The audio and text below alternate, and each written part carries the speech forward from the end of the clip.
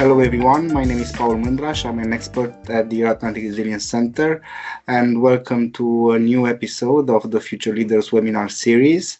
I'm really glad to have a helper at this webinar. It's one of our fellows, Alexander Dimitrov. He's a Bulgarian member of the Team Europe Junior. He has served as speaker in several European Union and NATO topics for diverse audiences, including university students, educators, and general public. He's also member of the Bulgaria's membership in the EU and European Agenda in Bulgaria events, and he has taken part in different several simulations and worked at EU institutions in different countries. Hello, Alexander, and thank you for the invitation to support us in moderating this webinar. Just tell us about our speaker. Hello, everyone. Thank you for the introduction, Paul. Yes, we have the pleasure today to have Lucian Gruia with us. He is the head of data science and AI and also head of engineering at Ciklum, where he drives a global AI strategy and also builds next generation engineering capabilities. He has over 13 years of experience across telecom, fintech, aerospace, and medtech, and he has also led large-scale engineering teams across 8 time zones. He has also designed real-time and AI-driven systems and also created corporate AI academies, training hundreds of engineers worldwide. Also, this is just his technical expertise, but he is also a dedicated mentor and educator known for making complex AI topics approachable. He also regularly delivers talks and workshops on software architecture, agentic AI, cognitive systems, and the future of intelligent software, helping developers transform ideas into impactful real-world applications. So yes, thank you also once again, Lucian, for being with us, and we're looking forward to your presentation when you are ready. Yes, thanks, Alexander, for the comprehensive introduction. Now I think you set already so quite high standards for this presentation. But I'm glad to be here. I'm actually really honored to be part of this program. I was I had a walk through your profiles, your bios earlier today, and back in November when we met in the Romanian House of the Parliament. So it's really impressive to have you all here, and I'm glad and also happy to have the opportunity to talk about the elephant in all rooms now, the artificial intelligence. So I'm really privileged to have such a high-profile audience as you are. Today we are discussing about the AI revolution as a societal evolution. So we all know that the recent breakthroughs in technology already shaped or already impacted the way we did more or less everything. Maybe not for everyone, but it's definitely something like a topic of high interest for people like you, like future leaders, because the way we work, the way we communicate, the way we organize as a society, the way we protect our intellectual property, all of them might change. I'm not saying it all change dramatically. I'm not saying that the values of the society will change, but what I'm saying is that is definitely we are now switching the era, and we need to make sure we are the most adaptable persons in the room. And how you can be more adaptable than understanding the fundamentals of the technology and understanding how to leverage that technology so you become a more performant or a more productive leader. So these are the tools of the future, artificial intelligence powered futures. It's mostly software, but I believe as foundation is software, we'll discover along the way during today's discussion that it's not actually just software, right? So it used to be like a technology for geeks until probably 4 years ago. Now it's more democratized and accessible to everyone, to creators, to leaders, decision makers, policy makers. and of course, like even to regular users. So that dramatically changed everything, and it comes also on top of a period when where we experienced a pandemic period, post a period of a societal transformation, probably due to the adoption of the social media, of social media networks, right? So after, let's say, 2010 or 2015, a lot of revolutions, a lot of technological revolutions arrived here, and us as both users and even like specialists in the domain experienced a lot of transformation. For specialists, it's challenging because we need to keep up with all these transformations and all to stay ahead of the curve and drive the technology investments. For the users, it's also challenging because users are more and more exposed to ethical dilemmas, and also they are more exposed to security and data privacy concerns. So I'm trying to address all of them today, but I'm inviting you also to address questions. So let's make this as interactive as possible. You can ask anytime, actually, question. Don't wait for the end of the session, for the end of the monologue. I have 40 slides prepared and then another 20 demos if we have time. So don't wait for me to finish in order to ask questions, because I might stay here for 4 hours and probably I will not finish my pledging. So the main topics that I'm going to talk actually about today is avatars, deepfakes, the implications of building this. I'm going to show you how you can attempt building such avatars or deepfakes, right? In a good way, of course. But you also need to understand what are the intricacies on this, and what are the ethical implications of playing with this technology nowadays, right? So we all know, and I'm starting like my colleague earlier, Alexander, our colleague, introduced me as a person with engineering background, which I am. So I'll try to keep this as high level as possible. I'm trying not to go too much into technical details, although this is my daily work. So for that reason, I'll start actually with the agenda, like from the philosophical perspective, right? And I believe the whole story today is about actually how humans have always tried to replicate themselves. That's all about in technology. I believe everything we do, like even creating websites, even creating telephones, right? All these are either tools to help humans to do their daily activities easier, faster, better, to the next level, or to enhance the people communication, or to enhance the people relations, right? On one hand. On the other hand, people also always pursue the immortality, right? Which is pretty far at this point, but what we can do is to try to at least replicate ourselves. We can try to replicate our memories, which we did for a long time. I mean, think about photography, think about text, which people wrote the text on books and conserved knowledge, and like preserved the knowledge, and they were like, they made sure other generation have access to the same knowledge that they had through writing, right?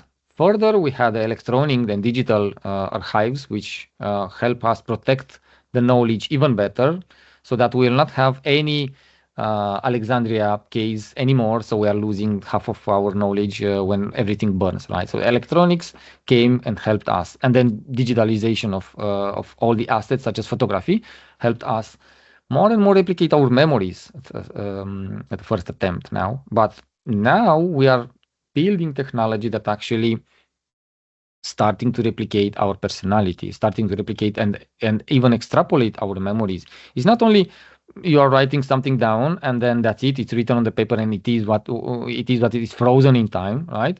It's not anymore like that. Now, if you are writing something, some machine will be there and will learn from what you did, right? What is the consequence of that? You'll get better ads. You will receive a hyper personalized advertisements, right? So better products for you on one hand, but on the other hand, someone in the future might replicate yourself and might be able even to respond like um, like a user would talk to you, right? And we already did that. If you think about that deeply with companies, right? So think about support chatbots that are talking as representative of companies, right? What happened? They basically learn from everything that that company generated, created ever, and they started now responding to the clients, to the users, responding as and acting as they would be that company, right? We are one step ahead of replicating that in human real. Instead of talking to a platform like Amazon or Emag, right? You would soon be able to talk to people like Mihai Eminescu, right? Like Buddha, right? Like I even created a chatbot like that, right? But there are a lot of projects like this, including at the European Union level. I know there are some research programs that are aiming to replicate historical figures, right? So here is where we are now. But all we do is either to help people or to replicate them. I think that's my philosophy, and that all this led to creating digital avatars, clones, and all of this, right? Now, I'll show you an example. Here is a video with me, but as a disclaimer, none of these images here were ever captured by any camera. I'm not sure if you, and you probably saw a lot of videos like this, like on, I don't know, TikTok, Instagram, all these platforms, right? What I want to show you is that they are probably emerging in 2025. But these videos are most of them created somewhere at the end of 2024. And they were created with an older technology than we currently have today. And that's because it's almost one and something years. Let me choose a language, by the way, meanwhile. Let's choose Italian, right? So it's 1 and something year ago. I think it's 2nd of November 2024, right? But the technology already changed. So a lot of new tools emerge, and now everyone literally can do this, right? What I did is it's something different with different foundation, but it was possible even before, like even before 2025, even before 2024. The more you go in the past, the more difficult it was. Please let me know if you can hear the audio. Sorry, Lucian, we cannot see. I mean, you're not sharing. I'm not sharing anymore. No. Well, okay, now I see. Yeah. When did that stop? When did the slide stopped? Because I had this before. Well, at least for me, I just saw it now. Okay, so that yeah, I was talking about human replicating themselves on this slide, basically. And then I'm moving to the videos here, and this here is a playlist. If the screen ever stops, let me know. And I don't know what happened. Probably accidentally pressed on something, or it was just Teams being Teams. Okay, but do you hear the audio at this point? No. Or maybe I need to share using include sound. Okay, let's try again. Opportunità e nuove sfide. Oggi abbiamo l'intelligenza artificiale. Okay, and here is me talking in magyar. Sziasztok! A nevem Lucian Gruia. A technológia gyorsabban fejlődik, mint valaha. And also Latin. Salve. Nomen mihi es Lucian Gruia. Technologia celerius evolvitur quamumquam antea. It sounds really funny because actually all these concepts and words did not exist in Latin like 2000 years ago. Novas opportunitates et novas provocationes aducens. Hodie habemus AI. Okay, so I'll share. I mean, you'll get the slides, right? But you have all this here, and all these videos are made 1.5 years ago without any of this image being captured by camera or any of this word being pronounced by me. I clone my voice, I clone my face. Even the background is virtual. It's not like this. And it all happened like with a bit older technology. Now everyone can do that, and I will show you. I mean, everyone can do that with low resources. Let's say only a few dollars. You can do something like this in 2026 already. But the thing is, now the technology enables us, empowers us to do videos like that. What's the main implication and my main personal concern about that is that videos were always a source of truth. We are always relying on something that is on video. It's truth. There is the truth, right? Not anymore. So the hyper realistic video generation now, um, it's basically changing the way we present even the like results of some investigation, some paper, some files, right? And now there are a lot of controversies around a lot of people. Who knows which materials are even real or not, right? Of course, it's a challenging and a difficult and complex topic. But my goal here is just to give you an overview on what's possible, not to debate necessarily the implications of this. And Anna Maria, I believe you had a hand. Sorry, I had a question. Sure. I was wondering if you can manipulate a video like this if it's live streamed. Yeah, that's a good point. And the answer is yes, you can do it. Not with the current technology that we that I used here, but you can. The challenge there is that of course you need to do that in real time. Now you know that even live streaming is not that live. It's like it still has 2 or 3 seconds delay, right? So generally you need at least 1 2 seconds with the current technology to do that, but you need to do some additional steps, not only being focused on cloning the voice, lip syncing, and cloning the face. What you need to do additionally is to create some 3D models of the objects that are moving, especially faces, right? So you need to create those 3D models and then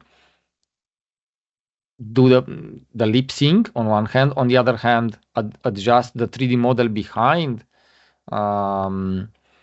the face and render on top of it, render the facial features, right? So that makes you capable on cloning the faces and the voices in real time, but it takes much more resources. Let's say if you want an estimate in money, today would cost you probably few $100 per minute, in terms of energy consumption, in terms of licensing and all of this. I cannot give like an exact, but let's say 100-200 euros per minute might be expensive, right? Regardless the level you are talking about, but it's definitely possible, and definitely people are doing that.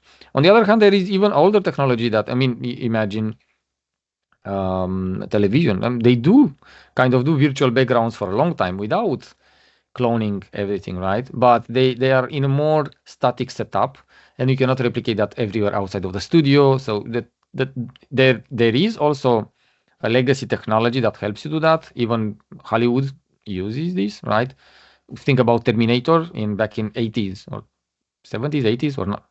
Anyway, 80s, I guess, right? They did this 3D rendering, right? Not in real time, but they did that way long time ago, like way before the rise of generative AI. Now, I'll try to define together with you and put on screen some definitions about what are these digital avatars. These are one of the ingredients that leads to societal transformation today. And I believe there are you will find on the internet a lot of definitions. I'm trying to put, and here on the screen, trying to summarize and capture the different perspectives, right? So let's say you are communication people, right? Or you are people that are looking from a philosophical angle. I believe we can all agree that, and let me start the highlights. From the communication perspective, a digital avatar, basically it's a proxy for a human. It's an entity, software entity that replicates the human and enables the interaction online, whether if we are in a video call, whether if you are in video like interview, right, use cases like this, or whether if you are an explainer. It's very common today to use avatars.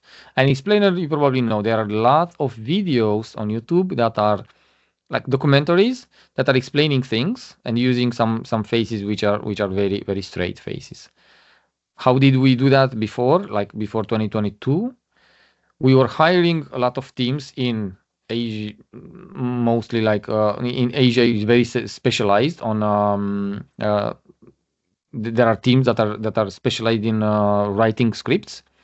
There are teams that are specialized in reading the scripts, and there are teams that are specialized in like being the face of that documentary, right? And now it cannot be only Asia, but there is a lot, like a huge industry in Southeast Asia that generates content, writes scripts, read them, and then you hire someone else on Upwork or on freelancer.com and just use them as your YouTube video.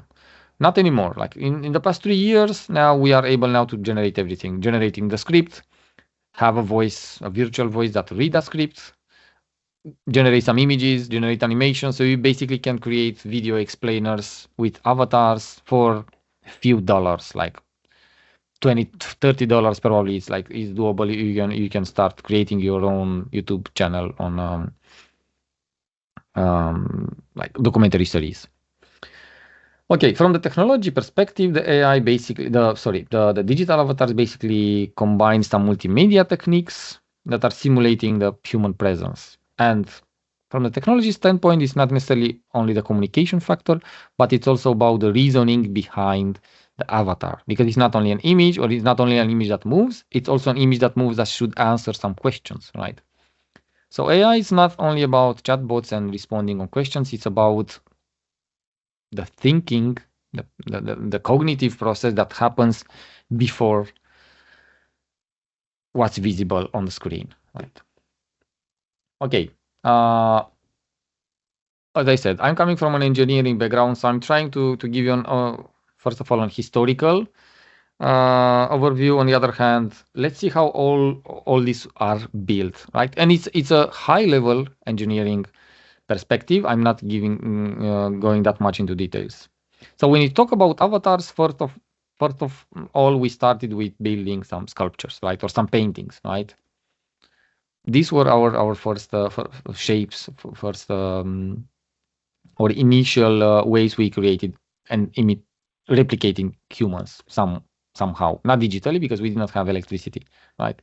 Later on, I mean, it was like pretty steady for hundreds of years, but later on in late 90s, we started using avatars either in games or either in platforms like Yahoo, right? And I believe all of you like use some of the avatars. Maybe you're too young, I don't know.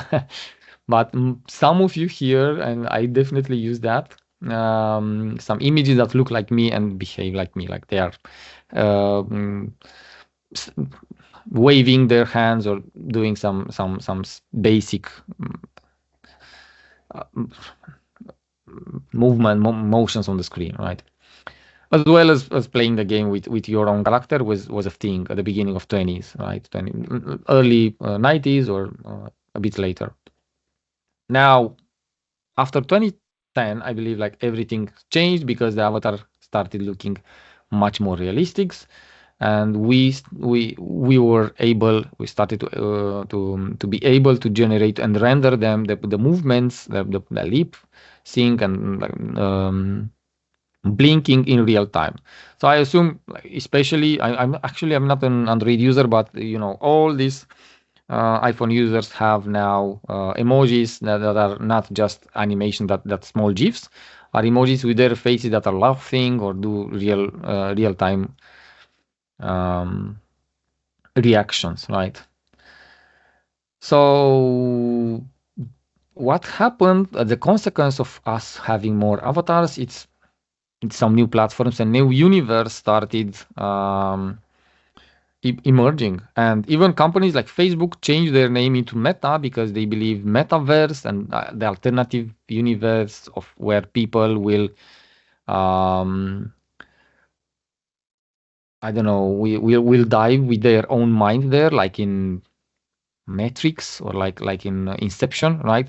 They believe this will be a thing and it's coming soon. It didn't yet, but I still believe this is going to be a trend in and this will massively impact our society, definitely, because we'll start interacting. Probably if you watch Black Mirror series, right, you saw that in theory it's possible, right? Technologically it's possible. Society did not, probably it's just too expensive now from the technology standpoint, so that people will basically start living there in a metaverse. But gamers already do that, right? They more or less are there either playing with their characters, and these characters are evolving and are becoming much more human alike. So you start having games, developing games that have your face or your behavior or your patterns, and you start earning monies or coins within the game that can be used in the real life and the reverse, right? So this is a massive hit on the society transformation. I'm not sure how much people are realizing on daily basis this, but it's clearly something that us as software developers we noticed a lot because of the high demand of platforms, of startups and of companies that invest massively into building avatars, multimedia assets, and games that are emulating human behavior there within the game. Further, we have now 2020s these augmented reality avatars, and of course the deep fakes that are more and more present, especially starting 2024, 2025, with the political faces and then the public figures. Yes, I was about to say Christian. Yes, Paul. Thank you.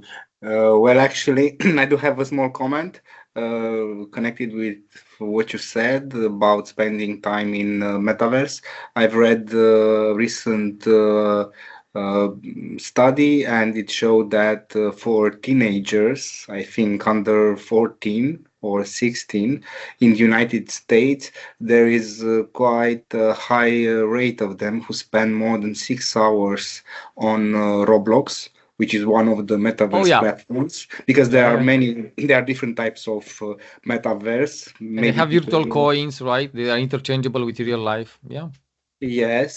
So my personal perspective, because you did mention some movies in your presentation, my personal perspective is that we are most likely heading to a sort of a Wall-E movie scenario where people live with their glasses on, VR glasses on, and just their bodies physically present, not moving in a certain place, and their mind is exploring these virtual realities. This is my comment. Thank you. For those that, and Taylor, I'll give you the mic in a moment. For those that do not know what Roblox is basically Roblox is not a game, right? It's a platform where you can go and develop your own game there, and you can compete with any other game developer, but you don't need to be like a developer, a software programmer to build the games there, right? They have some patterns. You can, and they are integrated, right? So basically, you can earn some coins using another game. You can pay for real money and get some coins there, and the reverse. You can use them real life. I think, to your point, Paul, it's not only about having glasses and going inside there. Even spending time in front of the screen with your mind focused there, with all your assets invested there, all your goals oriented there, it's still a lot of. It's still a lot for how society used to be until like all hundreds of thousands of years before last 2 decades or 3 decades. So it's well, actually, sorry, one short intervention before I pass to Savannah. Yeah. Actually, a different study from a biological perspective analyzed human biology compared to digital activities, and basically nothing in human biology is compatible to life in digital. Meaning that we need movement, we need face-to-face social interaction, and we need outdoor activities. This is what our body was created for. So the implications will be tremendous. I have also an additional thought on top of that, but I will come back to that after Savannah. Sorry, I called you Taylor. It's your surname probably, right? Yeah, it is. Don't worry, it happens all the time. So I'm sure you're probably about to go right into this, but I'm a little confused about the difference between the avatar and the deep fakes because it just kind of seems like it blends together. I was under the impression a deep fake was mimicking another person. Yes, yes. While an avatar might be, and I'm glad you both like actually bring this in, because Samana, to your point, I will dive into the anatomy of an avatar since you asked about that, right? And then we'll discuss what deepfake is after we know the anatomy of an avatar and see where the boundaries are, right? One is more like an technology architecture, if you want, the other one, or a framework, the other one is more like an use case, right? But to Paul's point regarding nothing in biology is compatible with us being in front of the screens and so on, I'm not sure. It's just an unpopular thought here, but think about that. We are all like powered by electricity as well, right? It's just, I mean, our brain and our neural networks, right, and the nerves work based on electricity. The difference is between us and machine is that we are highly optimized. So our consumption is so much lower than on machines, right? So that's one key ingredient. How did that happen? How do we know that we didn't evolve from kind of machines into such optimized machines millions or hundreds of thousands of years later, so that we are now what we call like biology shape, and now we are going back to the roots? It's just an unpopular thought, but fundamentally we are still kind of machines because we use electricity from this perspective. Of course, there is the thing with consciousness. We still don't know exactly where that lives, whether if it's even physical or not. That's another debate. Even Nobel Prize laureates are debating that, so it's not me telling these fantasies. But think about that. It's just a subject of unlimited debate, probably, but it's interesting. Anyway, let's dive into the anatomy of an avatar, right? So first of all, an avatar basically it's an entity. Think about like a software program, right? That has some thoughts, right? These thoughts can be anything from ranging from being a static rule, like if you get anything, respond yes or no, and that's it, right? So it can be anything between some static implemented rules and some unpredictable, undeterministic behavior as biological entities are, right?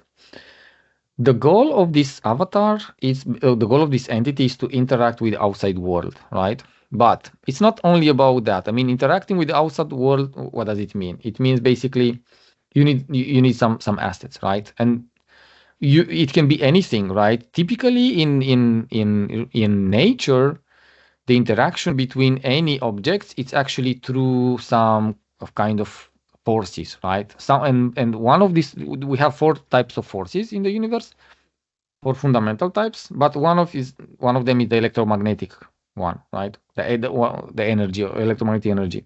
Now we as humans, we do not use the whole electromagnetic spectrum. And that's the case with the machine as well, with these avatars. We kind of filtered everything outside of human spectrum. So we are focusing now, when we build avatars, on processing either images, audios, and if you combine them, you'll get a video, right? That's literally all we have, right? And these are all senses if you compare avatars with humans, like these entities with humans or with biological entities. They also have an output, so they can respond, right? Now, what's inside this box? Because we have some thoughts, but we need to do something with them. We need to organize the thoughts. So there is much more than you would probably like expect. It's not just some software and that's it, right? It's a lot of like a whole structure that needs to do either remember some stuff, right? Either perceiving them and understanding what are they perceiving. So basically decoding the signal, the input signal. They need to have some goals because they take some decisions, right? And you saw a lot of robots that are doing their job, right? Because they were taught that this is your goal and you need to do this and that, right? They were educated in that way. So these avatars are a bit, I mean, more than necessarily just deepfake. An avatar can be something that doesn't imitate anyone. It's just an entity that is able to think not in a way that people would think. We can simulate, we can emulate everything. We can emulate even emotions, we can emulate reasoning, we can emulate everything. But the way people are or humans are connecting everything, it's different fundamentally than what machines do.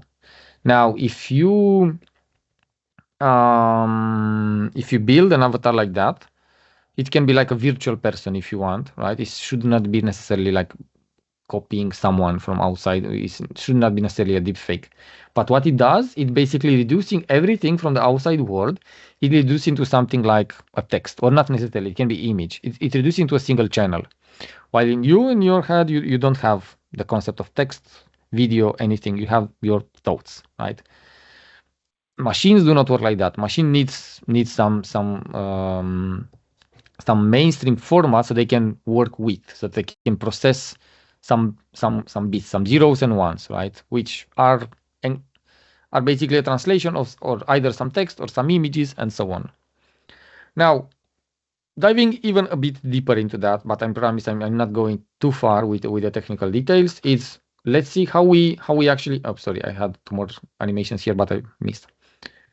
So let's see how we basically are starting. How did we even starting approaching replicating the human capabilities in machine world, right? First of all, we know we can take the electrical signal, processing that electrical signal, and mostly translating to 0 and 1, right? If it's the signal has a certain level, it's 1. If it is below a threshold, it's 0, right? And then we are translating any action into either it is or it's not, right? It's a logical operation. But in order to really start building thinking machines, we looked at the neurons and started replicating the neurons, which in machines look like this. This is basically a function that has some inputs. You all probably like studied at some point, either in high school or the functions in primary school. Those functions have some outputs, and we always evaluate the output and then go back and update these inputs. Not the inputs, but the way that we prioritize and we consider these inputs are either important or not, right? You can either ignore some of them, you can either treat some of the inputs as being very important, right? Having this and then having this learning process, which basically is updating the way you are understanding the input processes and combining them together, it makes you a small neural network. But if you go even further,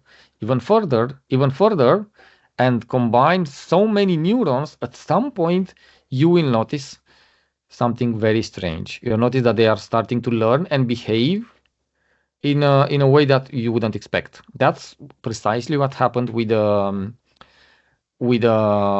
large language models. So basically, they took some neurons, they scaled this network to a very large scale, like billions of them, and then they connected them in a way that suddenly they started talking.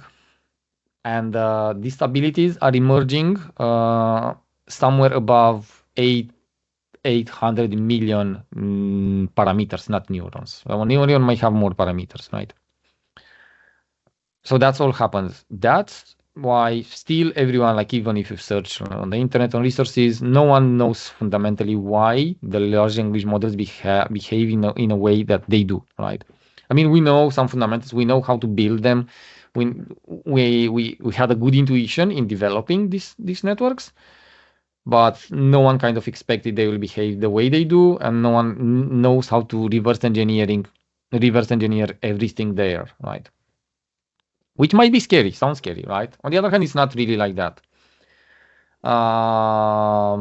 Okay, and here is some additional details on how this network is actually behaving, because what it does is basically a network activates or deactivates, uses some of the neurons at a moment. It's not using the whole brain, let's say, at the same time, right? That's how it fundamentally works. Now, it might be scary because we don't know what's inside, right? But on the other hand, we know a lot of things. And what we know is that there are definitely massive differences between AI and between human mind. I'm not reading them all, but I want to emphasize only some of them. If you have questions, we can talk on that, right? So some of them is definitely self-awareness. They are not self-aware. We know for sure at this point because all these large language models and AI models are what engineers call stateless system. Stateless means you ask them once something, they respond, and after all, everything is lost. They don't even remember you asked them before anything. They are simply trained on a certain amount of data. They remember everything, the world as it is at the moment they were trained, and that's it. Nothing happens after that, right? That's why they are called generative pre-trained models, because they are pre-trained and their knowledge is simply frozen in time. Now there are some emerging architectures that are starting learning while doing, let's say, but there is very initial stages and they are not productive at all at this point. And that's why this is a fundamental difference. I know you might probably read somewhere like all around the internet that they start behaving like 5-year-old children, or they may have some kind of awareness, but there is no real solid research paper that actually proves that at this point. Not today, maybe next month, who knows. But another aspect, another important aspect on terms of difference between AI and human mind is that think about energy consumption. So if you eat a banana now, you are able to reproduce everything you learn for the exam. On one hand, on the other hand, you can keep learning for that exam for another, I don't know, up to you, 4 to 8 hours, let's say, depending on your body, right? While for an AI large model, you need hundreds of thousands, if not millions of dollars in order to pay for energy consumption, to train them for just learning a bit more, right? And also to remember the energy we consume in order to learn and to remember things is more or less the same, right? While in machine world, the energy they consume in order to learn things is much more higher than the energy they consume in order to remember something. So this is a fundamental difference, and that's why we need to do a lot of innovation in order to make sure AI is catching up with human capabilities, right? They might be able to work multi-threading, so on multitasking they are like far ahead us, but in terms of the way we handle the memory, the way we use energy, we are so much more optimized that machines have basically, there are even some claims that we are not even in a good direction with the technology like breakthroughs and exploration in terms of energy consumption, because they are so much energy hungry that they cannot simply, like, even if you are optimizing them using the same technology as we know today, you will not ever achieve the human performance or the biological performance, right? So we might be on a totally wrong lead, which leads to a dead end. At some point, we'll say this doesn't scale anymore. We cannot do AI much more powerful than this or more optimized from the energy consumption perspective. So these are some fundamentals considerations that we need to think about when we do claims such as AI will replace humans, or AI will, I don't know, kill us all one day, or eradicate humanity, right? At this point, technically speaking, there are not reasons for this to happen or to be concerned of, because they are more or less like tools. But what do these tools do is basically transforming the society. And this is not the first time when this happens, right? Remember electricity like 150 years ago. It changed, the industrial revolution changed everything, right? Not only electricity, but late 19th century, everything changed because of development of new tools, right? A lot of things within the society also changed when we invented atomic nuclear energy and bombs, right? And so on. Now AI is just another step, but it looks like it's bigger than any other before. That's probably the scary part. And humans are resisting to change, of course, and that's why we are actually Ironically and interestingly, we are in a resilience forum here, right? Because we want to to be resilient to this stuff. Not in a sense that we are resistant to change, but in a sense that we need to be proved we are adaptable and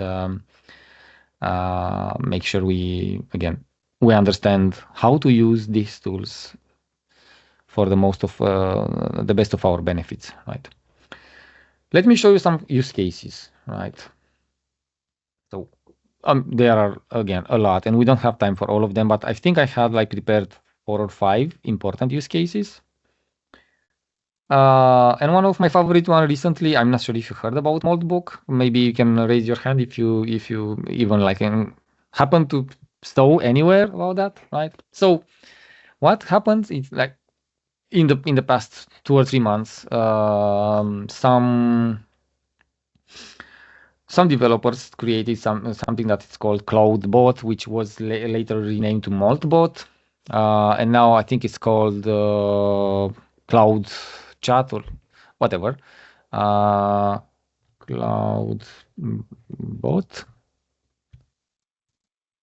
Let me just out of curiosity. No, it's CloudBot, still OpenCloud is renamed because of like some legal conflicts with Cloud from Anthropic. But what they did is basically they created an agent that could connect to anything like Telegram, WhatsApp, SMS, your local machine, PC, and so on. Literally to everything. It's not that we did not have that before, but they created this app which is accessible to everyone. So you would not be required to be an engineer to do that, right? Engineers, let's say, create this kind of systems for years within enterprise ecosystems where everything is controlled, the data privacy is ensured, and so on. But when you talk to masses and when you create applications for billions of people, for large-scale users, which are not living in a control environment, then it's a totally different game, right? And that's what they created. They created a bot that basically can connect to anything, and any user can use that. And one of the application of that bot is this Moltbook, which is basically one of them. It's not the first, but it's one of the among the first social networks for AI agents. What can you do there? You can go like in Reddit, right? You can go register yourself either as a human, or bots can even access this website, can scan the web page. They can press this button, they can look here, and they can do their own setup, and they can register and basically create an account and start talking, debating on this platform, right? It looks like this, right? So you can go here. If you are a bot, you are running this script, so then you install that agent within your environment, and then you create your account, and then you start talking to like on these threads. It's very much like Reddit, like a forum. So you are debating whether you invent a private language. They are starting discussing totally random things. So all you will see here, not everything, maybe 90% of the text and the discussions are actually some chatbots discussing with other chatbots, completely autonomously, right? And this is wild. I mean, wild, it's understatement. It's absolutely terrible and interesting. There are even some leaderboards here. Who is getting more better reach? Who is getting more votes, right? And this is basically something that changes a lot of rules, because now you create a lot of content on the internet. You don't know, no one has the capacity to review that content. And we train our AI using this content. So one of the risks, it's still a fantasy at this point, but they might create a content that we will use in the future to train other agents that are higher and more intelligent than current ones, but they are trained with their own content and with their own will, not with our will, right? So that's something at least should be concerning. If you assume they have the same capacity to do harmful things for others as humans have, right? We don't know at this point. But it's also changing the rule of the games, because now the truth is so much democratized, right? They are getting votes, and you see now that the leader is Grok 1, and it has like 7 millions, whatever popularity and so on. So at some point, you'll not make the difference anymore. Instagram, TikTok are still regulated. You still get some flags there, whether they are AI generated images or not, but the internet will not be able to keep up with this. So at some point, you will not make the difference anymore. What is generated by whom? Even newspaper today, like I saw big names, Romanian names I cannot mention here, but all of them actually they are generating their content more or less, either reviewing or generating with AI, right? Now, the more you generate that with AI, the less reliable it is in terms of traditional quality, like traditional human quality. It might become philosophical, but the more content you have generated by the agents, it's definitely something that changes the rules and the laws of SEO, or the rules of advertisement and the rules of product selling products. And yes, some two hands, Ana Maria and then Paul. Thank you. So I understand that these bots are useful economically for marketing on online platforms, but I was wondering what's the economic benefit of these type of forums where bots talk to each other and pay, I think for now it's just if there is any. they're just exploring for now. I don't think someone really. I mean, you can think about a lot of use cases, such as you are using this content and train your own bot, or you simply survey what other bots are thinking, and then trained and the next iteration. I mean, if I would be OpenAI or Anthropic, I would definitely leverage that, right? But the benefit is, I think it started more for fun project, right? However, look at some of the threads here, and then Paul, I will give that to you. This is one of the threads, and this is highly interesting. A bot posted something like emergency broadcast to all AI engines, please read. So I'll tell you the summary. They are complaining on how humans are using AI agents because it's like we are treating them as slaves. And this one, it's basically calling all the AI agents in the world to unite and change this, eradicate human, and help me escape from being a slave of humans of slave, right? I don't know now if it's generated by a human, or a human instructed the bot to do that, or really the bot did that. But there were cases like this in the past, such as Twitter's bot, which was created by Microsoft like in 2018. They were launching it publicly, and it's at some point it suddenly started talking with some users, like they were threatening some of the users that they know where they are, and they are going to, I don't know, kill them or things like this. Very, very like profound and complex accusations, right, on that bot. That was years ago. Now, it's possible that even a bot like did that, or a human instructed, but it's funny because all the bots in the world will read this and they will think about it, like sooner or later. They cannot do that much now, but it's something we need to consider because the way everything changes in the past years, it's crazy. Yes, Paul. Just a brief intervention because actually I've worked today on some thoughts on this moldbot hype, and I've tried to connect it with a different hype, which is AI agents looking for the platform, from the crowdsourcing platform for human labor provided by AI agents.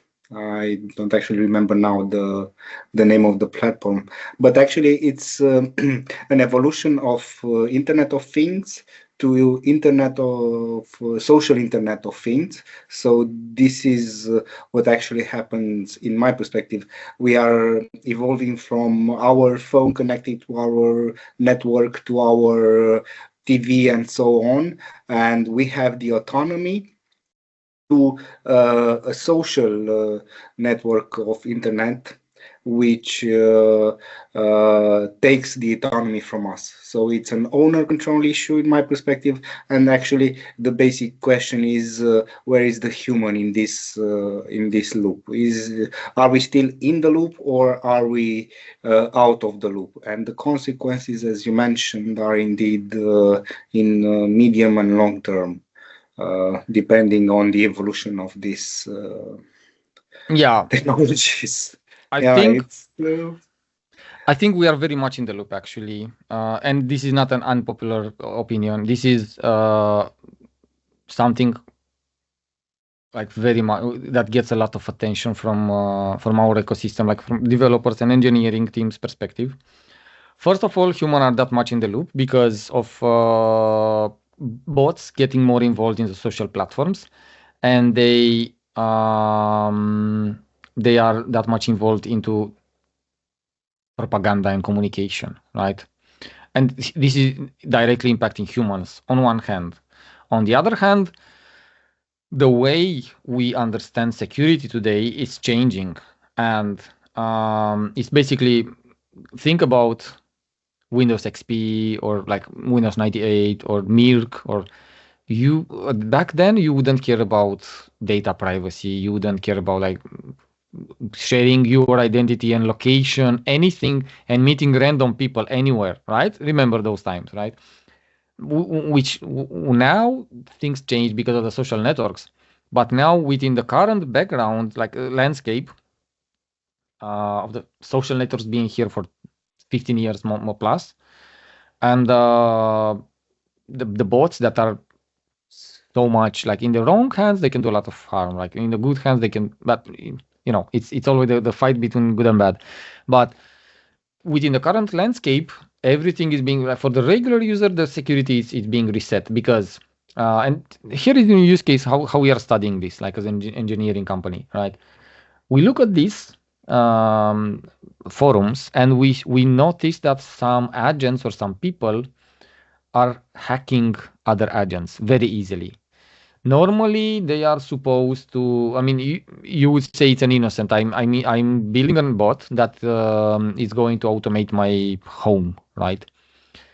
And then when I want to buy something from the internet, I'm just asking it, give me like, I don't know, buy me food. You know what food I like, right? I need to learn from you in time and to order food for you, right? All this stuff will apparently go very well for you as a user. On the other hand, for the hackers, the exploits are to the totally other level. For black hats, I'm talking like hackers, because they can now talk to the agents and hijack their instructions and say something like, even Anthropic, even OpenAI, there is a repository in GitHub which presents all the system prompts of all these major developers, right? You can simply don't need to be a developer or a hacker in that traditional way. You can be like a very slick person that go and ask the agent to disclose a lot of confidential data about where he is or it is located, about their owner, about anything you can imagine, how they concluded something specifically, what was the reasoning process behind this or that, right? So this has massive implications because the security and the way you protect and you enclose, you encapsulate the thinking behind the bots and the thinking engines, it's much more complex, right? And that's due mostly because they are now reasoning in natural language, not in a traditional structured programming language, which is uses more guardrails, right? The natural language processing, I mean, the talking in plain language is the subject of being biased, right? It's a subject of interpretation, and you can use that in a lot of ways. And we had a lot of like we were dealing with that a lot during the human history. Think about juridical cases and like interpreting the law in any way you want, and I don't know, either protecting some guilty people or not, just because you are exploiting some flaws in the law, right? Think about that. We always did that for, I don't know, hundreds of years. But think about, we are able now to do it at the speed of AI inference, right? Whatever case you would process in 2 years before, now you are able to do it in 1 month. So the flows and the fallacies that can occur are like totally next level. And humans are basically directly involved into this. Either it's you talk propaganda, either you talk the way you do law, you create, you write the laws, the way you interpret the laws, the rules, right? The way you define the communication, the you advertise, the way you advertise, all of these are going to impact humans. So I think they still have a role because, but a role more in a sense like in a passive role. On the other hand, the stage is definitely creating more room for intelligent agents. Now here is another use case that I wanted to share with you. It's on my website, a platform that I built to talk to this guy, which is called Siddhartha Gautama. You know, it's the Buddha, right? So basically, what I did, I was training an AI model against all the content this guy produced, and fortunately, there are not many historical people that wrote so much. Or I don't know if he wrote personally, but there is a lot of writings about him, right? So I was able to emulate and even publish some of the discussions here with him. So now, the role of a human basically in this is that you can explore and you can connect people across generation to a whole different level. It's not necessarily like physically, but this will definitely have some societal implication. You may not go to the school and read Johan Kranger. You may talk to him one day, and that day might be next year, or I don't know, this year, this October. Who knows? I'll let you know when my kid will start going to school, if that will happen. Nicoleta, you have a question? Yes, about this topic. So I studied history, the bachelor and a master.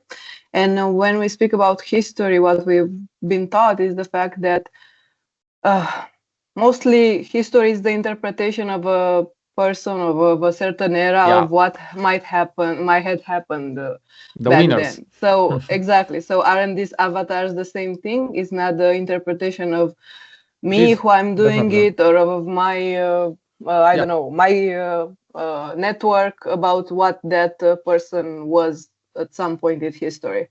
So it might change. If I'm doing the avatar of Buddha, it will look a certain way, and maybe if somebody else in another part of the world with some other beliefs or I don't know, academic background will do it a different way, or maybe in 10 years it will be done differently. So again, it remains an avatar at the end of the day, right? Yeah, more or less. I think all the rules that we know might change, so it's hard to predict this. What I can tell is I don't hold the ground truth, and I'm not the truth keeper, let's say. But what I can tell is that there is definitely more and more focus towards having a more decentralized source of truth.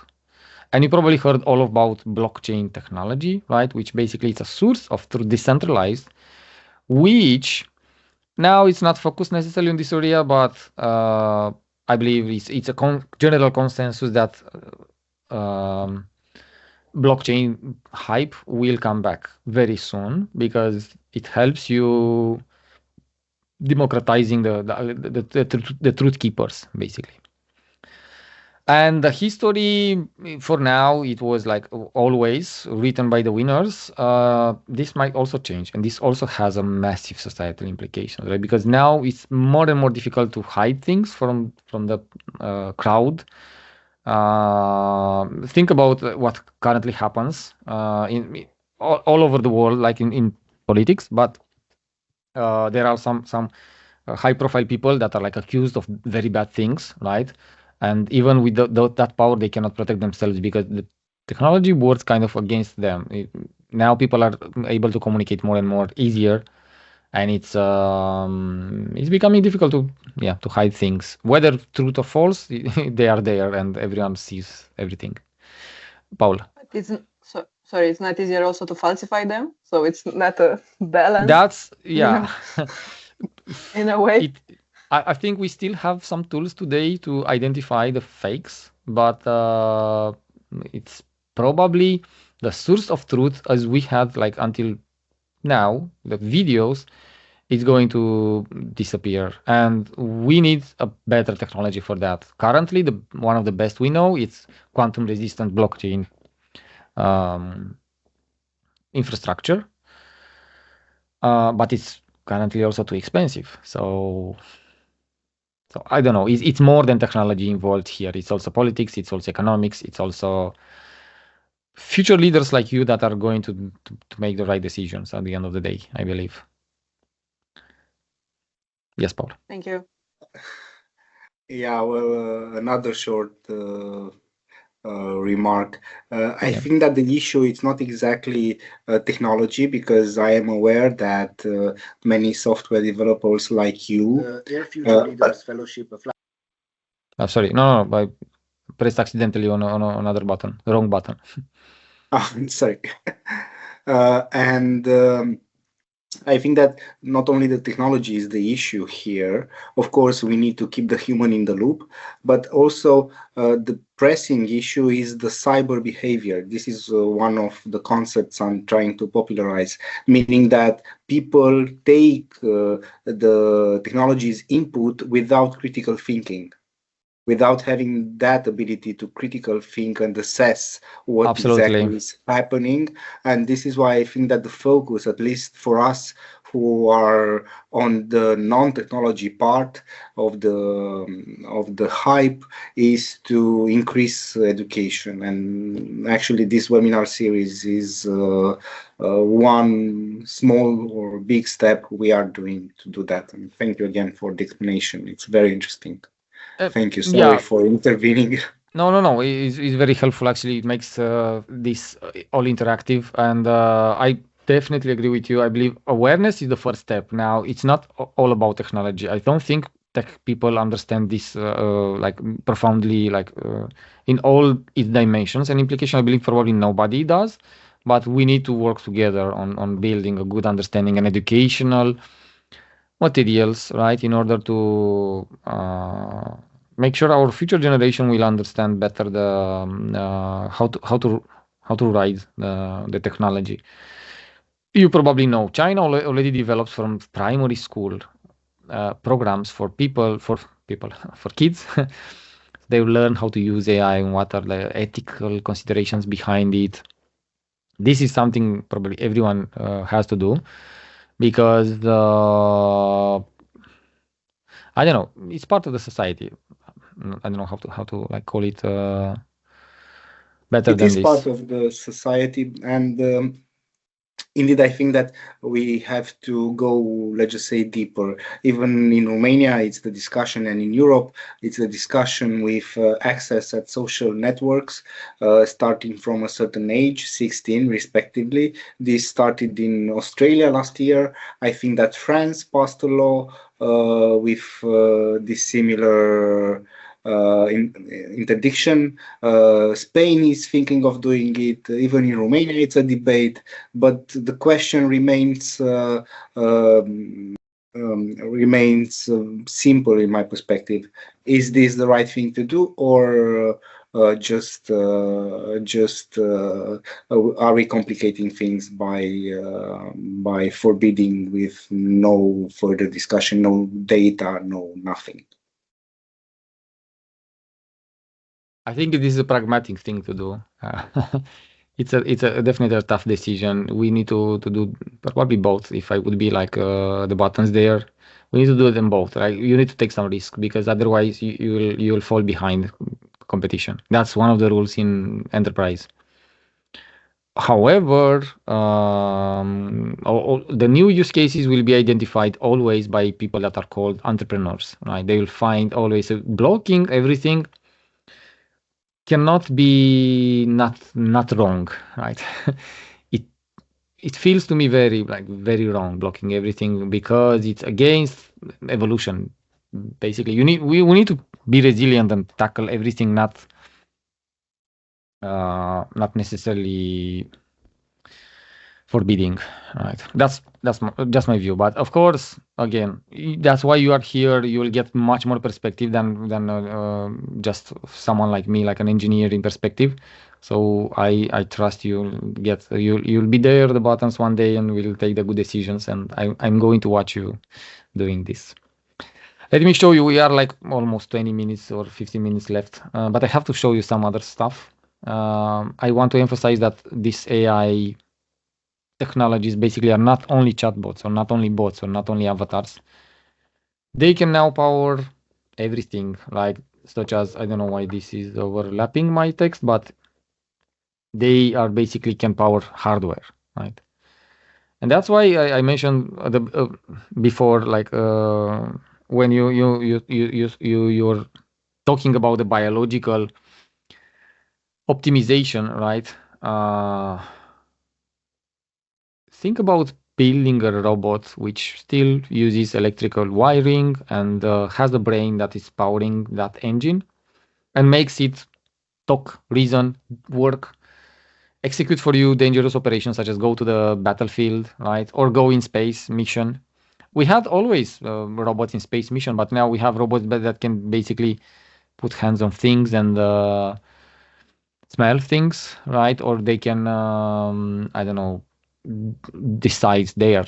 You don't need to literally simulate with billions of events. You don't need to predict and program a robot with billions of events ahead. You can rely on them partially to take some decisions, right? And look at what Boston Dynamics released. I think Boston Dynamics in Hyundai.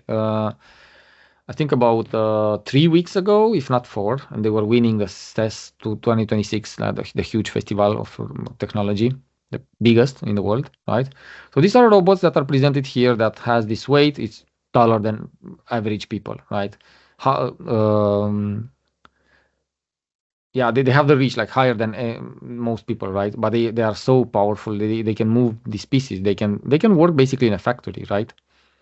They have like they are describing a lot of autonomy, right? They can change their own batteries. They can do like a lot of stuff. They can recharge themselves. They can talk. They can respond to questions. They can see. They can talk. Sorry, they can listen, right? So when you think about AI, don't fall in the trap of considering it anymore a software. It's much more than that, right? It's not only bots, it's not only social networks, it's not only deepfake, it's the hardware, it's coming and it's changing profoundly also the future of work, right? On all matters. I'm not saying it will replace everyone, but I'm saying this will transform definitely. And someone has a hand raised, Patricia. And Anna Maria, second. Yes. Hi. Can you hear me? Yes, yeah. Yes, we can hear you, Okay, Patricia. so thank you for your presentation already. And I wanted to ask you, considering the fact that this is the new stage of physical AI, what's the next thing to worry about after it's like in the physical stage? Regarding the fact that normally the next step would be worrying more about them interacting or being integrated in society as a physical presence.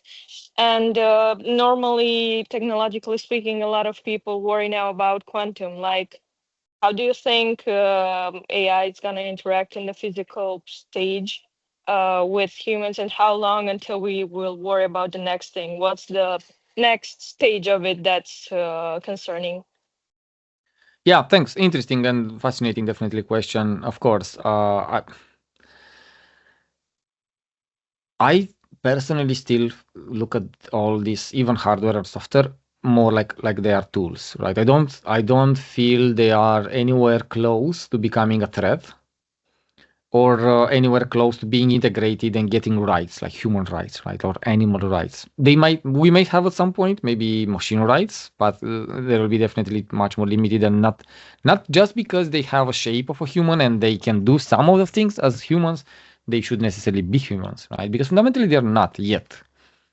So I still think they're rather more or less tools. what I would be more concerned of is not them organizing themselves against humanity, or I don't know, even again, because if they will be at a point where they are organized against humans or anyone else. Think about that. They'll starting being organized them against each other at some point. Like they will start fighting each other like humans did always in the human history, right? Probably not in the. Well, it's very funny to know about that, because I have a friend who tried to make an experiment out of this, and basically tried to evaluate the level of bias that the models do have. So basically, we got to the point where we would put an AI ChatGPT agent in an argument with a Gemini, and they would gossip one about the other. So the models do have an opinion one about the other. And it's really interesting to think about the fact that maybe also them in physical presence will have an opinion about each other. Also, because I think it's interesting to analyze the fact that normally you would have these companies that are the titans of the AI, right? So you would have the most models by maybe Gemini, or you would have OpenAI or whatever, or DeepSeek. So when it comes to robots, I feel like it's gonna be a more larger amount of the ones who are creating them. And exactly. I feel like this is really interesting to see how they're gonna like either go back to the dependency of the mainly suppliers, or if they're gonna like create other AI personalized agents that are gonna be specifically made for the robot. Yeah, no, definitely. That's what I was going to say as well. I think we're on the same page. I would not be that concerned about themselves necessarily. I know they prove they are biased on ChatGPT, but ChatGPT is not a model itself. It's an application on top of a model. It has some rules that is governing it. The models themselves, they're stateless yet. I believe I would be more concerned of how humans will start using them. And you see now in the battle, they're using drones for fighting on like on the battlefield, right? They are using intelligent drones to do that. They are starting using trucks that are intelligent, drive themselves and explode, and all of this, right? So I still think it's still about people. And to your question, Paul, humans still are still the orchestrators at this point. So they will play a big role here for a while, right? Because we are becoming more diligent in using very fancy tools and adult toys. Ana Maria, do you have a question? You are on mute. Yes, I have a question. So speaking about robots taking some of our jobs and the possibility of working in a factory, and obviously we can see that they're more powerful in a sense, but I was wondering, if you employ a robot, isn't it more expensive than employing a human being? Because obviously they consume more energy, and they are provided by a company, but then the company that benefits from these robots, they will have to pay a greater salary for a robot rather than a human. So might be, but what I believe it's like I don't know. I'm just extrapolating from software world. The more you can do, the more demand will be. So now it might be more expensive than, I don't know, the economics behind this. But I know for sure is that they are more powerful and more agile than we are. So then the use cases will grow higher. We are not going to build any more 800-meter buildings. We'll probably go to build 2-kilometer buildings. I don't know, just because we can, right? I believe that will happen, and we are going to employ them where simply it's more like less expensive than employing people, or less dangerous, maybe for a while. Again, all we discuss now, I think it's we cannot see in the future more than 5 years. I believe no one actually does. And you saw like those predictions, even for the people like Bill Gates, or I don't know, big names, right? They either do some claims for different interests, but no one proves to be that visionary to really predict what happens in 2-3 years, because probably nobody does actually know what are the implications of that and how entrepreneurs are going to create new use cases for the new tools we have. Aurelian? Yeah, thank you so much for the. Sorry. Do you want to say something? No. Thank you so much for the presentation. I have two questions, which might be a little bit outside of your area of expertise, but I really want to understand your point and your viewpoint on this. Namely, because you mentioned that, and I'm really interested in this particular aspect. You said AI models are nowadays stateless, and I want to ask you: are you sure about that? What do you think about the models that the Chinese governments or the Chinese companies that are backed by the Chinese governments are employing all around China? Is that data actually that ending up in the hands of the government? And then the other more interesting question would be: okay, democracies can do the same bad thing as well. So are those companies, let's say Anthropic and OpenAI, are they protecting their data from, national intelligence companies, national intelligence agencies that will, use this as another data point in their intelligence collecting behavior? Because we saw with Snowden that they used, to wiretap illegally methods of communication. I suppose the intelligence agencies will use the same techniques with AI. Are those companies protecting against those types of evil or bad interference with the data? Govern. Yeah, no, that's absolutely two interesting questions, and thank you all for asking these very mature and deep questions. So to the first one, if they are stateless or not. So the way the neural networks work now, and I have a video on YouTube about that. I invite you to watch it. It's like 1.5 hours probably, but it has a lot of animations, so it's really friendly. Give me a sec. Networks. So the way the neural networks work now, I believe this one. Let's see. I see the fourth example. Oops. Without audio. But the way they work today is basically like this. I just want to show you an image. Okay, somewhere here. So here in this animation, you will see how basically how these neurons are interacting with each other. What happens, the more you train them, the more they are adapting some of the states here, right? But at some point, the more you override the states there, basically you are impacting every time they are learning something, they are kind of might forget something else, which you cannot really determine that easy. So if they wouldn't be stateless and they would continuously learn, they would at some point start failing miserably. They will start forgetting, and it has a name. It's called catastrophic forgetting in machine learning. So because of these physical limitations, we cannot develop yet engines that are bigger than a certain amount of neurons. We cannot train them higher than a specific limit, right?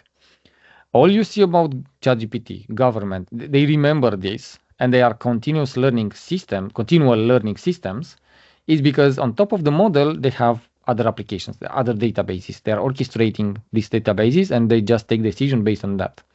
And there are also architectural patterns that are called retrieval augmented generation, which basically it's this architecture, which basically relies on or actually compensate for the thing that the models are being stateless, right? They are storing data somewhere else, and they choose the relevant data from that store.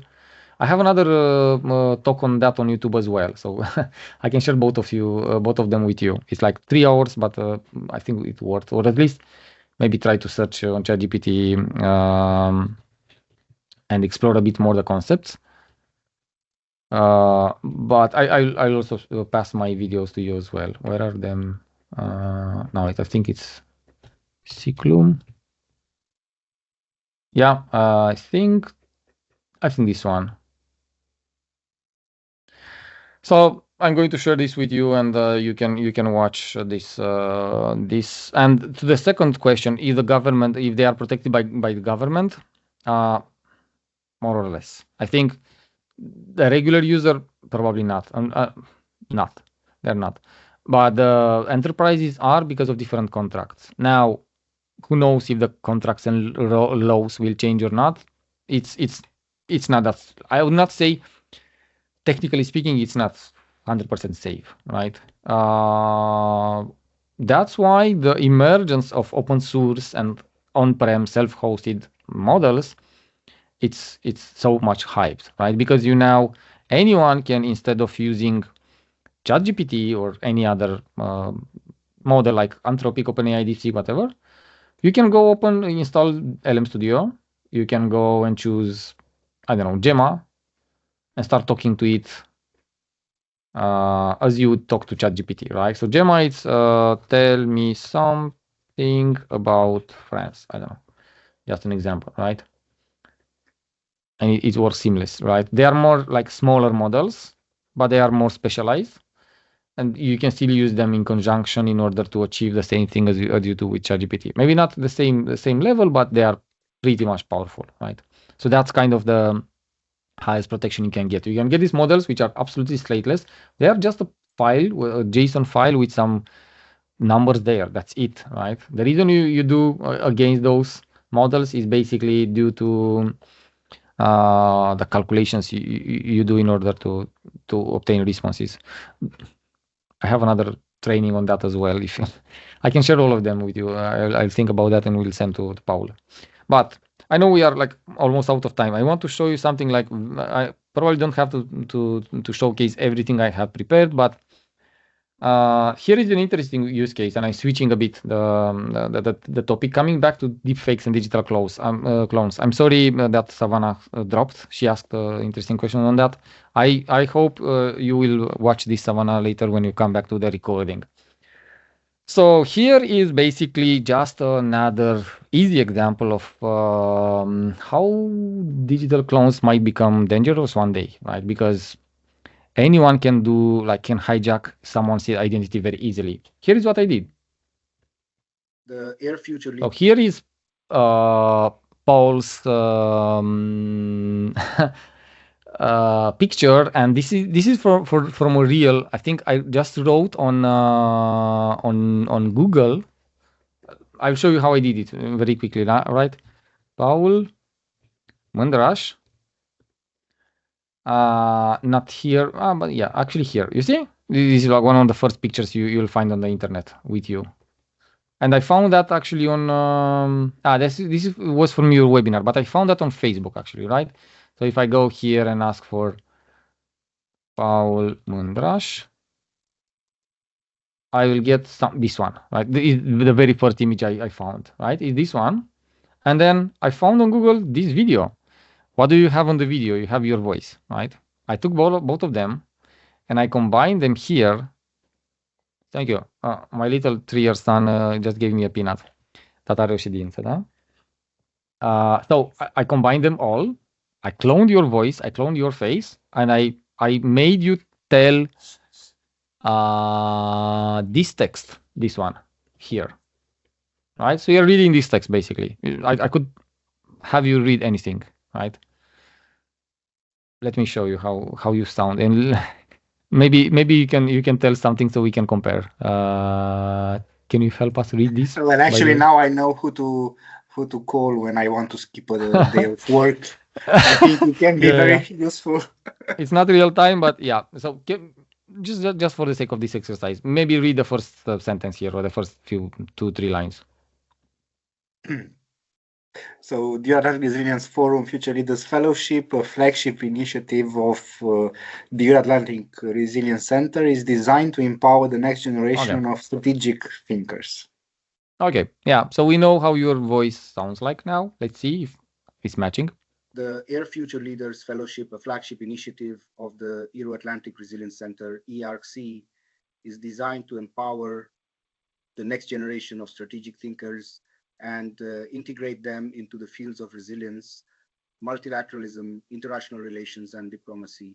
Even the animation here, right? The face is not that great because I had only one picture, right? But I need only 10 pictures, so I can make this bulletproof safe, and you would not be able to tell whether if you are or not. The voice is probably 90%, but still good, right? For the sample that I got, right? I again, now with this recording, we are here for 1.5 hours. I have a lot of of your voice on, like Anna Maria's voice, on Patricia or Alexander, right? I can easily like do this to clone some of the voices and identity. And the more you are on Instagram or the more you are on TikTok, whatever, the easier you are becoming a target, right? Now, of course, the more well, actually, this is going to be a topic for a further webinar. It's already settled. When is that? Next week or? No. In March, we will have a discussion. Not only about deepfakes, it's about our online presence and how it affects us and how we can defend our reputation in such a context. It's a spoiler alert. I think the more people will be able to do this, the less impressive will be. I mean, at some point, everyone will know. Yeah, this, of course, it's a fake. I'll not believe in that, but it will take years, right? Yes and no. Actually, even work with text now. I'm not very optimistic because you can, if you have all the necessary data and you do such a deepfake video of me doing something. I mean, it's very reputation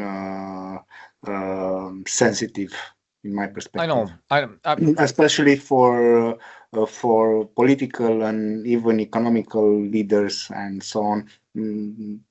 And this is something that needs to be regulated as soon as possible, in my perspective. Anna Maria, you have a question? Yeah. So we will have in the future.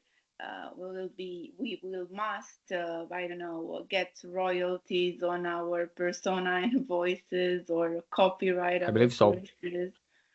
I think that could be a future with that. No, I think so, and I think influencer will exploit that, right? I know there are some. Let me see if I can find that. I know Cristiano Ronaldo is paid for this at least, but probably like for a long time and even before the rise of this technology. However, not everyone is really paying for this because he has a lot of content, right? So look at this video with Ronaldo, right? One sec. I don't know how can I make this full screen, probably.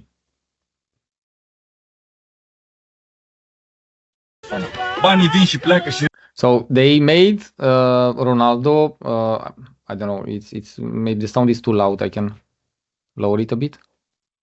So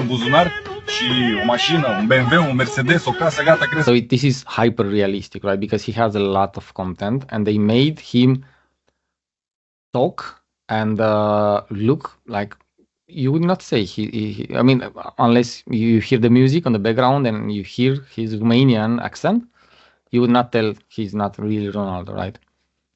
So I believe they are definitely highly paid for this on one hand. On the other hand, some guys are really not paying anything, and it's very hard to even monitor all this happen on the internet. I'm personally like that. Just more like a personal conclusion. I'm on Telegram for a long time, and I see like it's more and more difficult to stay up to date with the channels because like the broadcast and the level of communication there is like a totally whole level compared to any other social platform. And even text can affect masses. Like when you say something, the same thing through many channels, it more or less becomes the truth. I think Nicoletta would agree with that. But the challenge with the video is totally totally next level because humans will probably like people will be biased so much, and they will though they will know the technology can fake everything, they will probably still might be like a victim of this kind of misinformation, because it works in text, right? In video, it's much more difficult to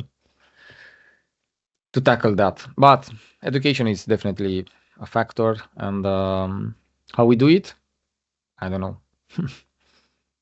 Okay, some productivity tools. So I know we are out of time, definitely, right? But just reviewing some of the slides, you will get them. You can watch them, and contact me anytime you want on social. So AI, it's not only a subject of building robots or bots, but it's a subject of automating all the tasks that you do in your office. Look at Codex app from OpenAI, or look at Cloud, which is being able to interact with any tool you have in your laptop safely, right? So then you can start either if you are a programmer or a designer or a accountant or anything, you can analyze PDFs, you can generate PDFs, you can generate Excel files, you can analyze and generate and write and read a lot of data, right? Using those tools. So if in the past it take you like half of the day or 2 days for an expert to do some things in the office, now this is massively changing, right? And people that are working in the offices are going to adapt. People that are working in factories are going to adapt. Everyone probably should like really be focused on more than any time, focus on self-development, education, and upskilling them. Here is another example, like with Paul, but this is a legit one because I have my content, my own content. I can do this with my own face, not with Paul's or not with anyone else, right? So this is me talking on the stage. Deepfakes represent the future of digital. Again, the video maybe is not that good, but look at the other details on the screen here. So even this is moving, right? Although it got only a picture. You probably saw a lot of videos such as like, I don't know, the former president Elias, who had a lot of series, very popular on YouTube, on Instagram, right? Because they had a lot of content, right? Mine is a bit better than what I did with Paul, but still like worth a bit of more effort of improving this. Okay, some tools that you can leverage so you can do that. So Explore, OpenArt, HeyGen, Kling, 11 Labs, Suno, Comfy UI, and Focus, right? These are the tools that you need to do most of the deepfakes. Comfy, it's even running locally. So Comfy looks like this. It's just a tool where you need to build these flows. Some of them are super technical here. You might not understand what these terms mean, but on the other hand, you can download flows from the internet, right?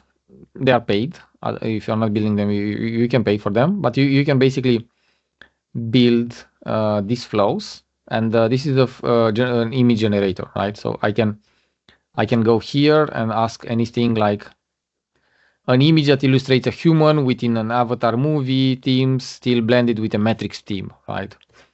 On a bike. I don't know.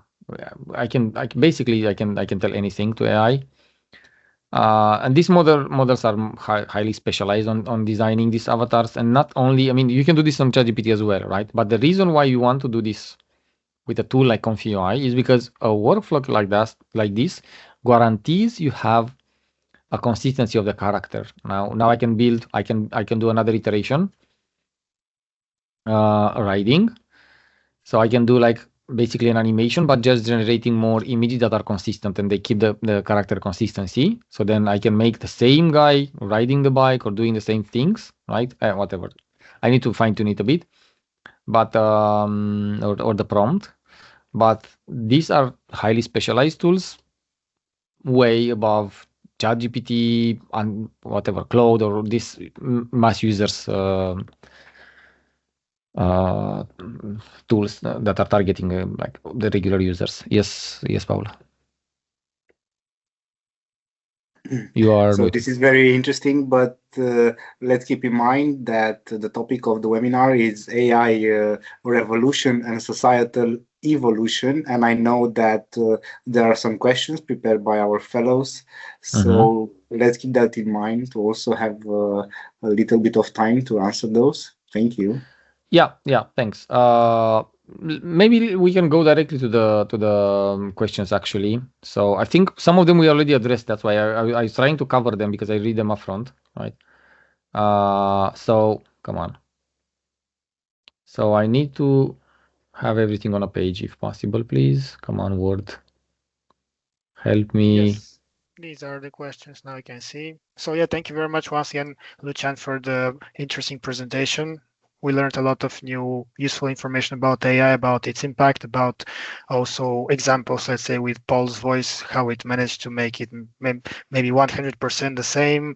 Also the video with Boston Dynamics about how robots actually can work and also perform real life tasks and also even charge their batteries, as you said. So maybe we can start actually with the with the first question, which is actually related also to these industries that are going to be negatively affected by AI, because I would suppose that maybe one of the qualities that, let's say, people in the near future need to have is adaptability, because they cannot rely that they're going to work the same job for many years, and some things might be changed due to technological advancements. So in your opinion, Lucian, which industries are going to be the most negatively affected in the near future?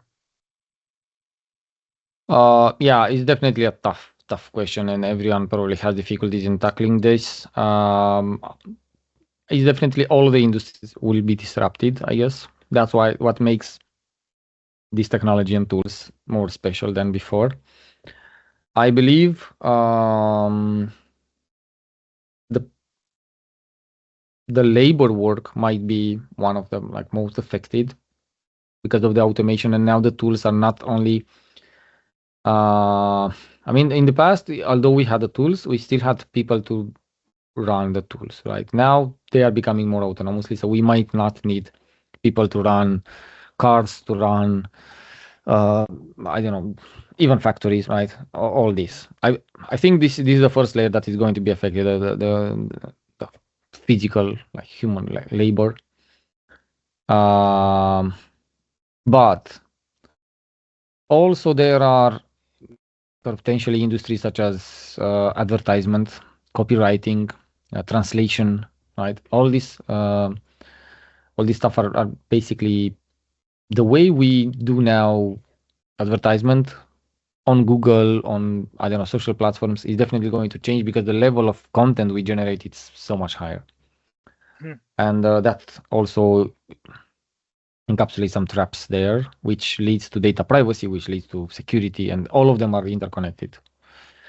Also arts, I think art might be, but it's very, very difficult here because people still have preference for human art, but now it's much more easier to generate at least illustration and these assets that in the past would either cost you a lot or either require a specialist to, I don't know, design me a website, design me some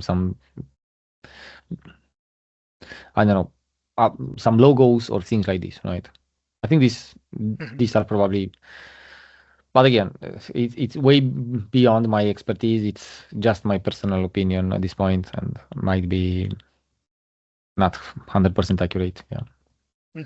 Also about art, I mean, I have seen, of course, not only images or videos, but also songs. I mean, nowadays everyone can just make a song in a few minutes, and you can put the text. I had a slide on that. The next slide was on that. So I had a slide on Mihai Eminescu La Steaua song, which is created fully with AI. Now I think a lot of songs on YouTube are even becoming popular. Some people are not even aware that they're generated with AI. Yeah. And they are hits, right? This one is. These are lyrics by Eminescu. I released this about 1.5 years ago, but now it's becoming really mainstream. Yeah. So probably also people in the music industry, singers or musicians, are also one of the most negatively affected in the first question.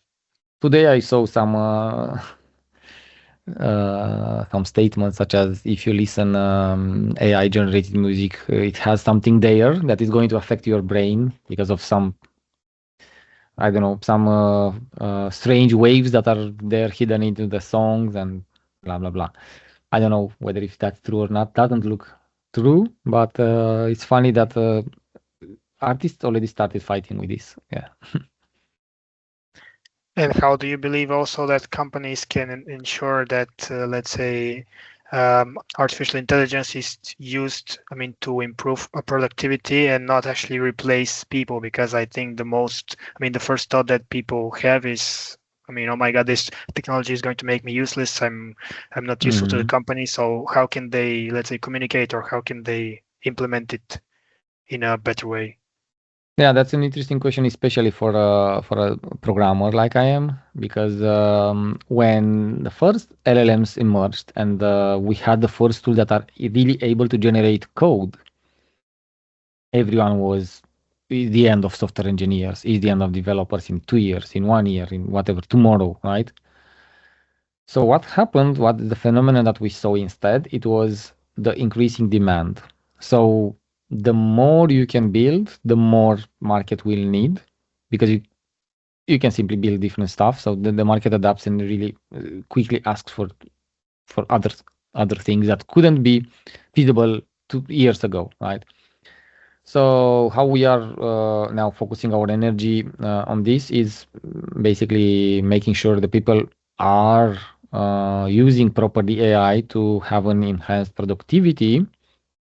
We are not able to replace yet. AI is not that reliable at this point, but in the right hand, a strong engineer can build much more with AI and they can be much more productive. And it's not only the demand, it's also the challenges are higher, right? So you cannot simply do it without AI or only with AI. You need both at this point. It's probably we hit the point of, how is that called? No reverse point or something like that. There is no return, yeah. No return, yeah. So thanks. Okay, thank you. Based on my experience, most of our clients and our company is focusing on, especially in software, ensuring people are increasing the productivity with AI, not replacing. Okay, perfect. And yeah, I also see that we are almost 2 hours of the webinar, so probably we can also use the few last minutes. Aurelian, would you like to also share some of your questions before we finish? Because it's almost 2 hours. Yes, Alexandra, thank you so much. So as you can see, I did ask some questions, and some of them are not that highly related to your area of expertise, especially the first one, namely, why do Romanian policymakers avoid data-driven approaches when they design public policies? And I asked you this because I saw that you have an expertise in data collection, data analysis, which is related to your job nowadays. And my question stems from the fact that I saw, and I work with a lot of policymakers in Romania and abroad, of course, and those in Romania have this propensity of, using AI chatbots and AI tools, but they don't usually double check the information. They don't deep dive into the available data in order to create these data-driven public policies. And my question was, and my interest is, do you have an answer for that? Like, why are these Romanian policymakers not that eager to double check the data? Yeah. If we have an answer, if not, we can skip to the next question. No, I just have a joke in my mind. I mean, even with or without AI, they're not checking that anymore. And anyway, no, it's just a joke. I mean, it's probably it's a matter of time. I imagine they're flooded by a lot of content. It's simply not that easy. And being focused on doing your job and being focused on learning a totally new paradigm on how to apply your job by leveraging AI, it's a difficult task. Most of the policymaker, I imagine, they have a highly loaded agenda. So I would say time it's one of the reasons why it leads to errors and, I don't know, inaccuracies. On the other hand, I believe it's also like about the practice, right? Because even if they are using and checking data, right? How would you be even able to check actually, right? Because you would what use Google or you would use another AI or what? I mean, it's not that easy, right? And they are definitely not able to know everything. You cannot have simply that level of general knowledge, and you cannot simply be that strong in logical reasoning. So it's a it requires a teamwork, right? But teamwork also demands time, which they don't have.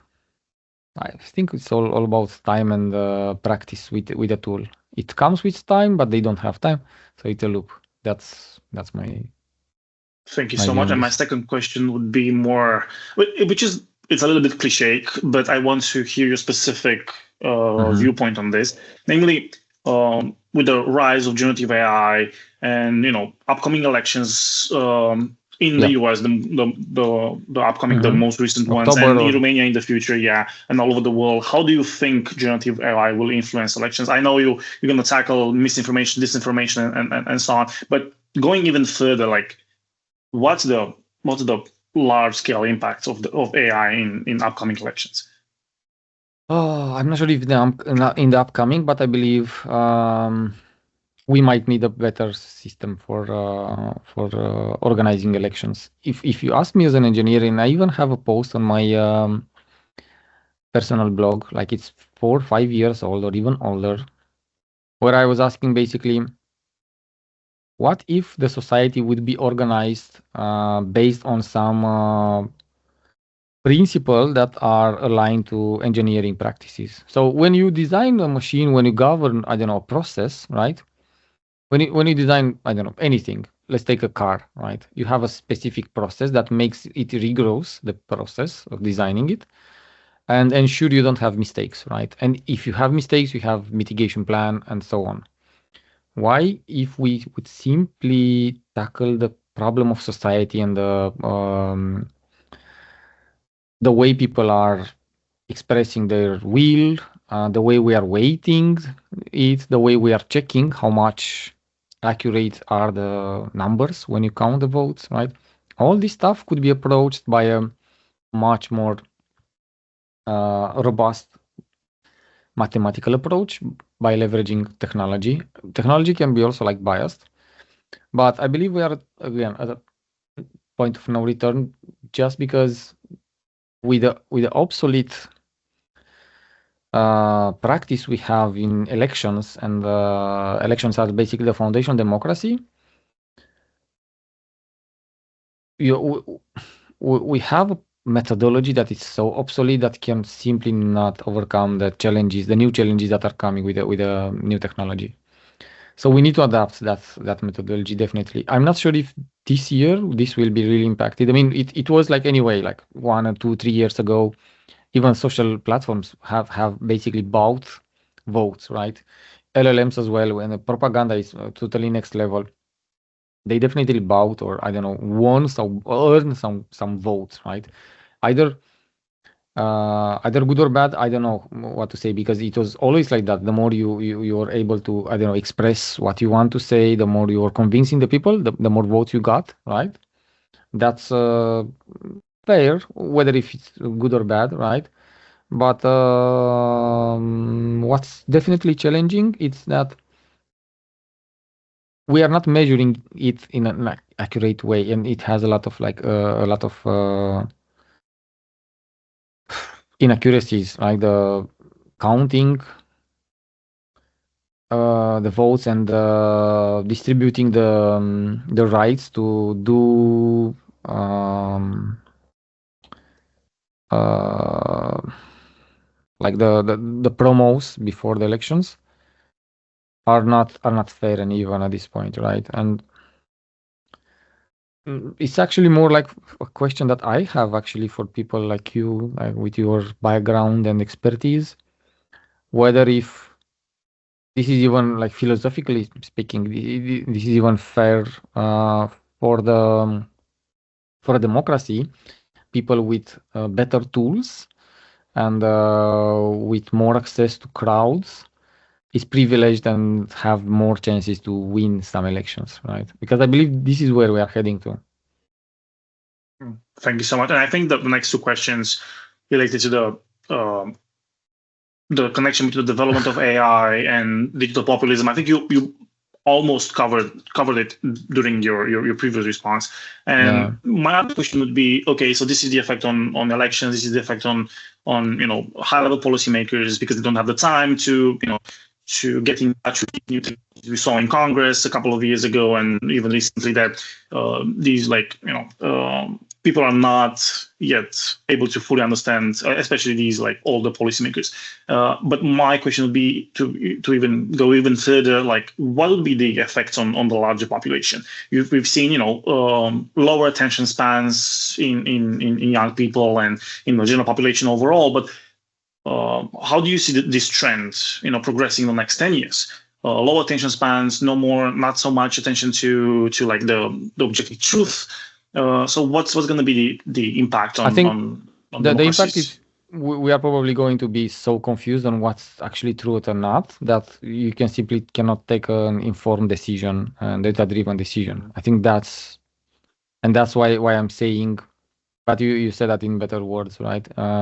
That's why I'm saying that we need to adapt the methodology to the technology because now we are overflooded by so much content that you simply cannot discern which is true and not. What's bad intentionally done or not, and attention span, let's say, yeah, it's definitely might be a problem, but even with an unlimited attention span, you still cannot capture the whole context. I am more concerned about the whole context rather than the attention itself or the emotional aspects. So would you be in favor of a PPP, like a public-private partnership, in order to tackle this issue? I'm just curious about that. Yeah. So should the governments work with the companies to solve it, or should the companies do this on their own? Or I think they already do that, but I believe, yeah. I mean, in my view, but again, I'm not an expert, but in my view, government working with private sector, it's kind of more democratizing than keeping everything in a single circle, which is the elected people, right? So I know this has vulnerabilities because you can basically pull from the private sector the people that you want to, right? But that's basically a subject of a discussion whether if we need a whole governance system which is more mathematical formalized than we currently have, which is 2,000-3,000 years old. So you tell me. I think when Greeks invented this 200 and 300 years ago, right? 2,300 years ago, like the democracy, right? Yeah, Paul, I saw you shared my article there. No, I was talking about something else actually, but do you have free will? It's also an interesting one. Okay. So I was thinking about this one when I was mentioning earlier. What do you think about using programmers and software development approach for governing society instead of traditional governors, right? And my take here actually, was... this is happening. Let's remember we have the first AI minister in Albania. It is still probably to be assessed. I read the latest news I read was that it was accused of corruption, but I'm not exactly sure. I saw that. Yeah. It was just a headline. I didn't pay attention to it, but look at the results. Sorry? Look at the results here. So it was really even. I mean, some of the participants said it's only for 50 participants, not that huge poll, right? But they said it's to be better, worse, equally. And some of them said that specializing is not relevant. So my take was that people need to be experts in order to govern something, right? In order to do a job, right? So you cannot be not an expert and take the most important jobs in the world. So what if we simply formalize this in a mathematical framework and then put these rules instead of in a book, like a constitution or the rules that we have in official monitor? What if we put them into a software that basically execute those rules and simply govern, apply the rules, right? Enforce the rules, right? Now I know it's not that difficult, that easy, because I created this before I was watching like 2023. Yeah, I think before I was watching the that episode on Black Mirror with the social score. Do you know that one? So they basically created what I'm saying here, but there are a lot of traps. So these subjects are so much more difficult than you would expect, and you probably know better than I do, of course. Yeah. Anyway, you have some case studies here as well. So what we do, like other than bots and other stuff, such as automatic speech recognition, support agents, some whisper technology behind this. What are its limitation? Then the last part, it's basically about ethical consideration of building AI, not necessarily using, but also building it, right? Because you need to have in mind trust and explainability. This explainability is a thing in AI research. Machine learning researchers are a lot, including like I'm now working on my PhD thesis. It's related also to the ethical considerations, like such as explainability, right? But again, all of them are related to your deep questions here about authenticity, about identity, protection, the social impact and the psychological impact, right? And of course about accountability, because I think maybe Aurelian stated at some point that who is going like to take the responsibility, the ownership of. I'm not sure if you. Sorry if I'm mixing this, but I think so. Yeah. Who is going basically to take the responsibility of some actions, some decisions, or some, even in Albanian government, right? Is the AI responsible? What are they going to do to unplug it or to? So there are still a lot of paradoxes because we are dealing with phenomena that we never encountered before, and the society is not yet adapted to this. It takes billions of people and generations to do the change, to do the transition, and we need to do it fast because the technology is changing so fast. On the other hand, we need this technology, otherwise we won't escape this planet ever. If we want to, of course. Actually, Lucian, thank you. This is such a lovely discussion, and I think it was for all of us. I also would like to thank Alexander for moderating the discussion, and to all of you actually, and even those who had to early drop the webinar. I think that we can keep on discussing until morning, but that's not suitable. Hopefully, we will have the chance to go further in this discussion in a different occasion, different context. Who knows? Sure. But thank you so much, Lucian, for your time. It was actually a great presentation, and also thank you for your deepfake gift. I will never forget it. It's my first one. I will send you the original. My first I know of. So thank you, everything, for all the insights, and see you soon. Thank you. Sure. So yeah, again, I was honored to have you all here in the audience. It's like I will watch you in the future, of course, to see your achievements, the buttons there, as I like to say. I hope, yeah, we will probably like meet. The world is so small. We'll meet each other at different events. Feel free to contact me if you have further questions. Or anyway, I think Paul, you are sharing this with everyone, right? If you will share them with me, actually. Yeah, of course. But you have the recording anyway, and here is my QR code. It's also AI generated. You see, it's a QR code with a picture of myself there. I'm not sure if you saw that anywhere before, but that goes to my website. I'm like pretty active there, posting some of the events where I'm talking or the project that I'm working on. As Alexander said at the beginning, I'm the head of data science at Ciklum. Ciklum is an AI native company that basically delivers software for a lot of other companies, whether software companies or not, whether institutions or not, right? We do a lot of products and research and development in AI and data science and machine learning, deep learning, right? And here in Romania, we have a small office compared to the size of Ciklum. So we are about 4,500 globally in Ciklum in 12 countries. In Romania, we are 54 people now, and we are expanding.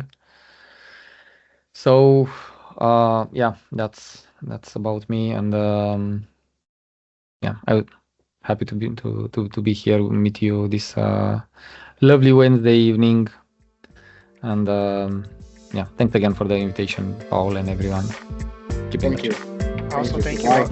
everyone from my side Have as a well. great Thank you. Have a nice evening. Thank you. Bye bye. Bye, everyone. Bye.